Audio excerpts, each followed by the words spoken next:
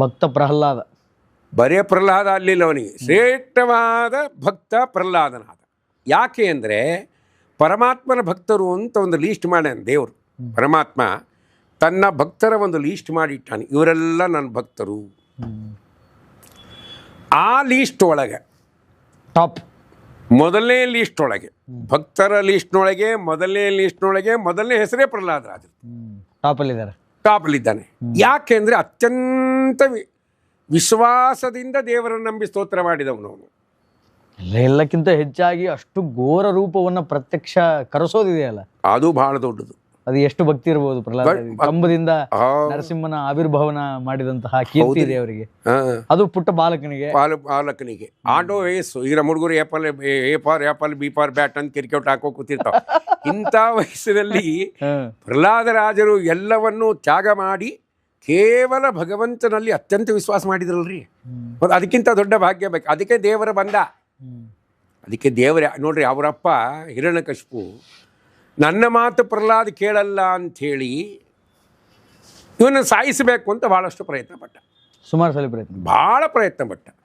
ಅದಕ್ಕೆ ನಾವು ವಿಚಾರ ಮಾಡಿದ್ರೆ ಗೊತ್ತಾಗ್ತದೆ, ಮರ್ಡರ್ ಮಾಡಲಿಕ್ಕೆ ಎಷ್ಟು ಪ್ಲ್ಯಾನ್ಸ್ ಅವಲ್ಲ, ಅವೆಲ್ಲ ಪ್ಲ್ಯಾನ್ಸ್ ಮೊದಲು ಪ್ರಯೋಗ ಮಾಡಿದ ಹಿರಣ್ಯಕಶಿಪು.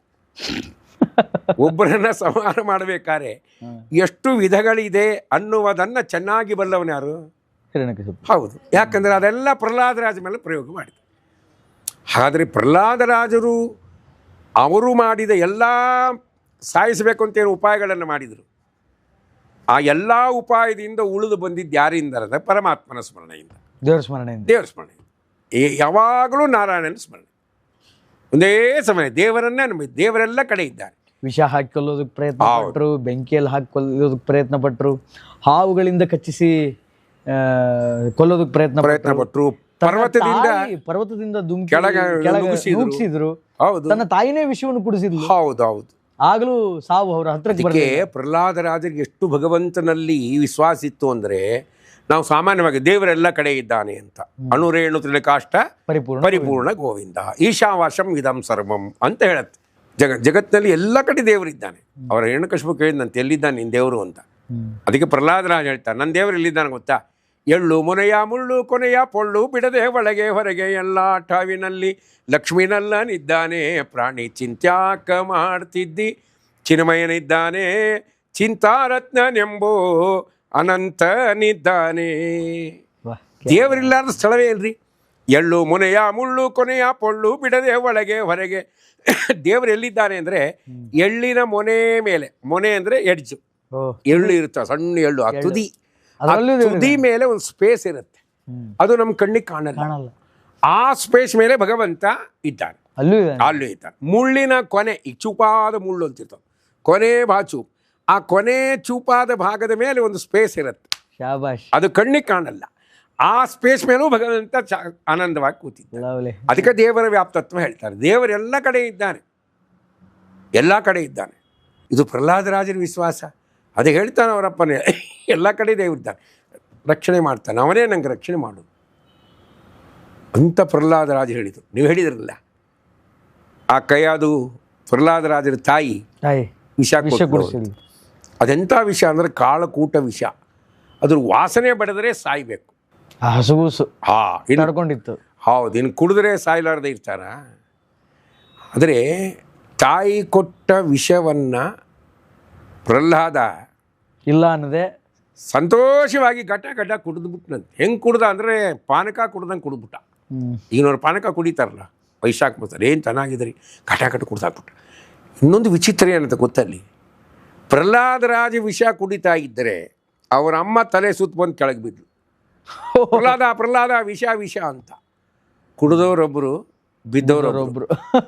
ಅದೆಲ್ಲ ಆ ಮೂರ್ಛೆ ಬಂದು ಕೈಯಾದು ಕೆಳಗೆ ಬಿದ್ದಾಗ ಪ್ರಹ್ಲಾದರಾಜರು ವಿಷವನ್ನೆಲ್ಲ ಪಾನ ಮಾಡಿ ಆಮೇಲೆ ಅಮ್ಮನ ಹತ್ರ ಹೋಗಿ ಶೈತ್ಯೋಪಚಾರ ಮಾಡಿದ್ರಂತೆ. ಅಮ್ಮ ಎದ್ದೇಳು, ಕಣ್ಬಿಟ್ಲು ಕೈಯಾದು, ಮಾತೃವಾತ್ಸಲ್ಯ. ಪ್ರಹ್ಲಾದ, ಪುಟ್ಟ ಕೂಸೆ, ನಿಂಗೆ ವಿಷಯ ಏನು ಮಾಡಲಿಲ್ಲೇನೋ ಅಂತ ಕೇಳಿದ್ಲು. ಅವಾಗ ಪ್ರಹ್ಲಾದರಾಜರು ಹೇಳ್ತಾರೆ, ಅಮ್ಮ ವಿಷದಲ್ಲಿದ್ದ ವಿಷ ಮತ್ತೆ ಭಗವಂತ. ಶಬಾಷ್.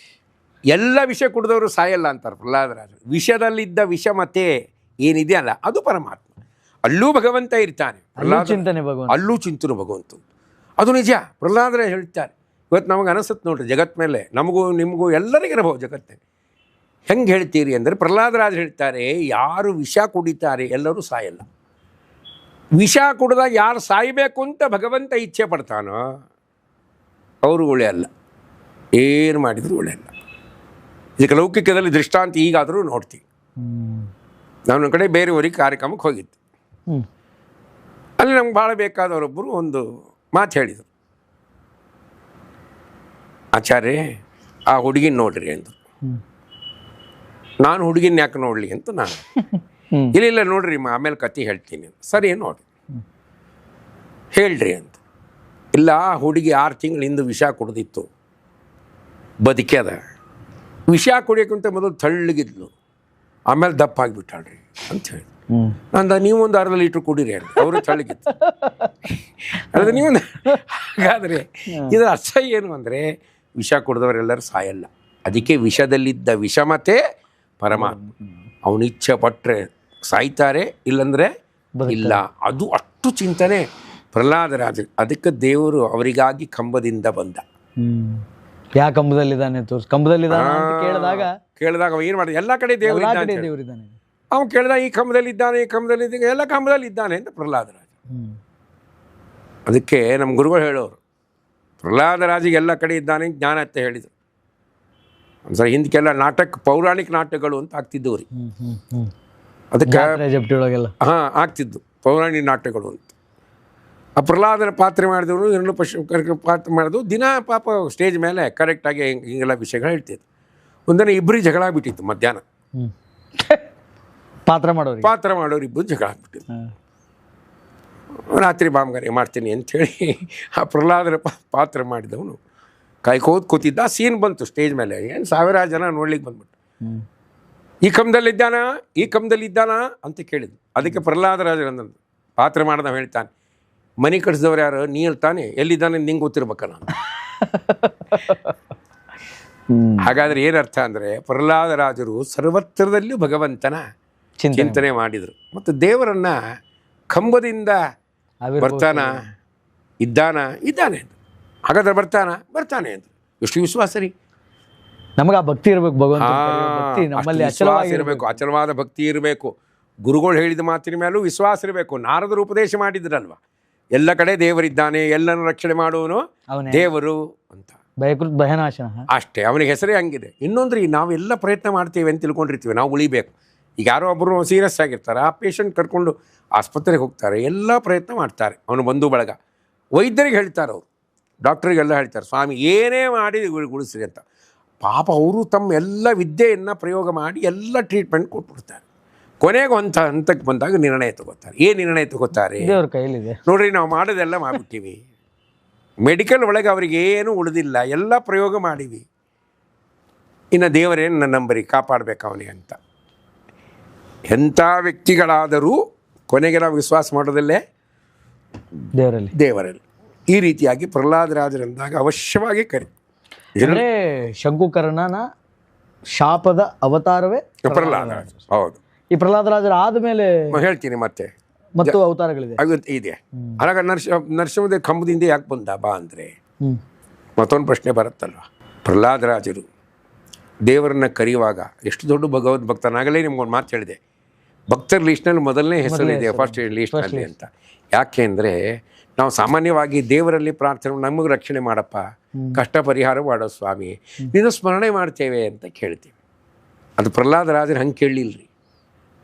ಸ್ವಾಮಿ ನೀನು ಸರ್ವತ್ರದಲ್ಲಿ ವ್ಯಾಪ್ತ ಅಂತ ವೇದ ಹೇಳ್ತಾ ಇದೆ, ಎಲ್ಲ ಕಡೆಯಲ್ಲಿ ನೀನು ಇದ್ದಿ ಅಂತ ವೇದ ಹೇಳ್ತಾ ಇದೆ. ನೀನು ಎಲ್ಲ ಕಡೆಯಲ್ಲಿ ಇದ್ದಿದ್ದು ನಿಜವಾಗಿದ್ದರೆ ಬಾ ಅಂತ ಕರೆದ್ರು.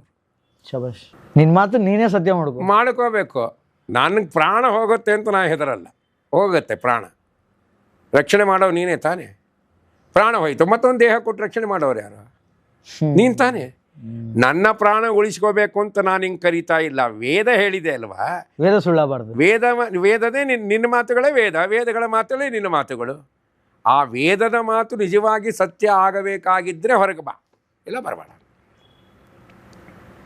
ಅದಕ್ಕೆ ಭಗವಂತ ಕಂಬದಿಂದ ಬಂದು ಅವರಿಗೆ ಅನುಗ್ರಹವನ್ನು ಮಾಡಿದ. ಅಲ್ಲಿ ಇನ್ನೊಂದು ಕೊನೆ ಮಾತು ಹೇಳ್ತೀನಿ. ಪ್ರಹ್ಲಾದ ರಾಜರನ್ನು ಹಿರಣ್ಯಕಶಿಪುನ ಸಂಹಾರ ಆಯಿತು, ಪ್ರಹ್ಲಾದ ರಾಜರಿಗೆ ಸಿಂಹಾಸನ ಕೊಟ್ಟ ದೇವರು, ಎಲ್ಲ ಆಯಿತು. ಇನ್ನೇನು ಹೊರಡಬೇಕು ನರಸಿಂಹದೇವರು ರಮಾ ಸಮೇತ ವೈಕುಂಠಕ್ಕೆ ಹೊರಡಬೇಕು. ಅವಾಗ ಪ್ರಹ್ಲಾದ ರಾಜನ ನೋಡಿ ಕರೆದಂತೆ ದೇವರು, ಪ್ರಹ್ಲಾದ ವೈಕುಂಠಕ್ಕೆ ಹೋಗೋಣ ಬಾ, ಕರ್ಕೊಂಡು ಹೋಗ್ಬಿಡ್ತೀನಿ. ಇಲ್ಲೇನು ಮಾಡ್ತೀನಿ, ಸಂಸಾರದಲ್ಲಿ ಭಾಳ ಗಲಾಟೆ, ಗುದ್ದಾಟ, ಟೆನ್ಷನ್ ಮಯ, ಹೌದಿಲ್ಲ, ಯಾರಿಗೆ ನೆಮ್ಮದಿ ಇರಲ್ಲ. ನೋಡ್ರಿ, ಸ್ವಲ್ಪ ವರ್ಷಗಳ ಹಿಂದೆ ನನಗೆ ಯಾರೋ ಮೊನ್ನೆ ಒಬ್ಬರು ನಿಮ್ಮಂಥವ್ರು ಕೇಳಿದರು, ಈ ಎಲ್ಲರಿಗೆ ಯಾಕೆ ರೋಗ ರುಜಿ ನಾಜಿಗಳು ಭಾಳ ಬರ್ತಾವೆ ಅಂತ ಕೇಳಿದ್ರು. ಪಾಪ ಏನೋ ಆತ್ಮೀಯತೆ. ಸ್ವಲ್ಪ ವರ್ಷಗಳ ಹಿಂದಿನವರೆಲ್ಲ ಸುಖವಾಗಿ ಬಾಳಿದರು. ನಮ್ಮ ಹಿರಿಯರು, ನಮ್ಮ ತಂದೆಯವರು, ಅವ್ರ ತಂದೆಯವರು ಆನಂದವಾಗಿ ಬಾಳಿದ್ರು, ಪೂರ್ತಿ ಆಯುಷ್ಯವನ್ನು ಅನುಭವಿಸಿದ್ರು. ಸಾಯೋ ತನಕನೂ ಆರೋಗ್ಯವಾಗಿದ್ದು ಕೆಲಸ ಮಾಡ್ತಾ ತಮ್ಮ ದೇವರ ಸೇವೆಯನ್ನು ಮಾಡ್ತಾ ಎಲ್ಲವನ್ನೂ ಮಾಡಿ ಸುಖವಾಗಿ ಸತ್ತರವರು. ಹೌದಾ? ಯಾಕೆ ಯಾಕೆ ಹಂಗಾಗ್ತಾ ಇಲ್ಲ ಅಂತ ಕೇಳಿದ್ರು ಒಬ್ಬರು. ಪಾಪ ಅದಕ್ಕೆ ನಾನು ಹೇಳಿದೆ, ಹಿಂದಿನವರಿಗೆ ಪೇಷನ್ಸ್ ಇರ್ತಿತ್ತು, ಅದಕ್ಕೆ ಅವರು ಸುಖವಾಗಿದ್ದರು. ಈಗಿನವ್ರಿಗೆ ಪೇಷನ್ಸ್ ಇಲ್ಲ, ಎಲ್ಲರೂ ಪೇಷಂಟ್ ಆಗ್ಯಾರ ಈಗ. ಆ ತಾಳ್ಮೆ ಅನ್ನೋದು ಪ್ರಹ್ಲಾದರಾಜರು ತೋರಿಸಿಕೊಟ್ರು ಎಲ್ಲರಿಗೆ. ಎಷ್ಟು ತಾಳ್ಮೆ ಇರಬೇಕಲ್ವ, ಎಂತೆಂಥ ಕಷ್ಟ ಬಂದರೆ ತಾಳಿದ್ರು. ದೇವ್ರು ಕರೆದ, ಪ್ರಹ್ಲಾದ ಹೋಗ್ಬೇಡ ಬಾ ಬೈಕೊಂಡ್ರು, ಯಾಕೆ ಇಲ್ಲಿ ಒದ್ದಾಡ್ತು, ಸುಮ್ಮನೆ ಕರ್ಕೊಂಡೋಗ್ತೀವಿ, ವೆಹಿಕಲ್ ಬಂದದಲ್ಲ ನಂದು, ಬಾ. ನಾ ಬರಲ್ಲ ಸ್ವಾಮಿ ಅಂದ್ರೆ. ಯಾಕೆ ಬರಲ್ಲ, ಯಾಕಂತ ಕೇಳಿದ್ರೆ ಅದು ಮುಂದೆ ಹೇಳ್ತಾನೆ ಪ್ರಹ್ಲಾದ, ಸ್ವಾಮಿ ಅಲ್ಲೋ ಫ್ರಂಟ್ ಸೈಡ್ ಕೂತ್ಕೊಂಡ್ಬಿಡಪ್ಪ ವೆಹಿಕಲ್ನಾಗ, ನಾನು ಲಕ್ಷ್ಮಿ ಹಿಂದೆ ಕೂಡ್ತೀವಿ ಅಲ್ಲ ದೇವ್ರು. ಈಗಲೇ ಕೆಲವರು ಅಂತಾರಲ್ಲ, ಮುಂದೆ ಕೂಡ ಮುಂದೆ ಕೊಡ್ರಿ, ಗೌರವ, ಒಂದು ಭಾಳ ಪ್ರೀತಿ ಇದ್ರೆ ಮುಂದೆ ಕೊಡೋ ಅಂತ ಹುಡುಗನಿಗೆ. ಆ ರೀತಿ ದೇವ್ರ ಮುಂದೆ ಕೂಡಪ್ಪ, ಫ್ರಂಟ್ ಸೈಡ್ ಕೂತ್ಬಿಡು, ನಾ ಬ್ಯಾಕ್ ಸೀಟ್ ನಾನು ಲಕ್ಷ್ಮಿ ಕೂತ್ಕೊಂಡು ಹೋಗ್ಬೇಡಪ್ಪ. ಪ್ರಹ್ಲಾದ ಬರಲ್ಲ. ಯಾಕೆ ಅಂತ ಪ್ರಶ್ನೆ ಮಾಡಿದ ದೇವರು. ನೀವು ಕೇಳಿದ್ರಲ್ಲ ಯಾಕೆ? ಅವಾಗ ಹೇಳ್ತಾರೆ ಪ್ರಹ್ಲಾದ, ಸ್ವಾಮಿ ನನ್ನನ್ನು ನಂಬಿದವರು ಅನೇಕ ಜನ ಇಲ್ಲಿ ಇದ್ದಾರೆ, ಇವ್ರನ್ನೆಲ್ಲರನ್ನ ಕರ್ಕೊಂಡು ವೈಕುಂಠಕ್ಕೆ ಬರ್ತೀನಿ, ನಾ ಒಬ್ಬನೇ ಬರಲ್ಲ ಅಂತ.